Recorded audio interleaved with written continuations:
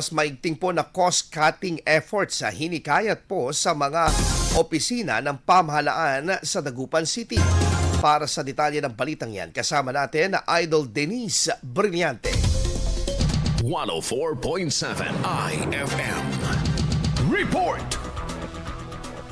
Hinikayat ng pamahalang lungsod ng Dagupan ng mas maigting na pagpapatupad ng cross-cutting efforts sa mga tanggapan ng lokal na pamahalaan upang matugunan ang patuloy na pagtaas ng gastusin sa gasolina. Inahayag ito ni Dagupan City Mayor Belen T. Fernandez kahapon, Marso 16, kung saan binigyang diin ang pangangailangang mabawasan ang mga gastusin ng lokal na pamahalaan.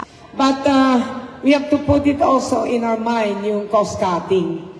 I don't want to sacrifice education, scholarship, medicine, o nutrition, o kahit ng mga iba na hindi pwedeng i-sacrifice. Kaugnay nito ay natasan ng General Services Office na regular na mag-ulat ng pagtaas at pagbaba ng presyo ng gasolina upang agad na makapagpatupad ng kaukulang hakbang ang pamahalang lungsod. Bukod dito, binigyang din ng mahigpit na pagpapatupad ng waste segregation upang makatipid sa konsumo ng gasolina ng mga garbage truck. So sa atin, we make sure we segregate.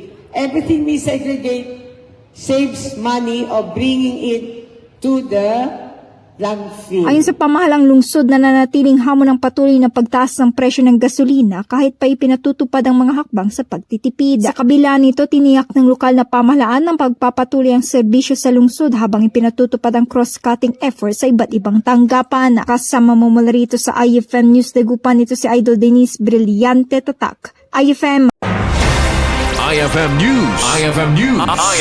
IFM News.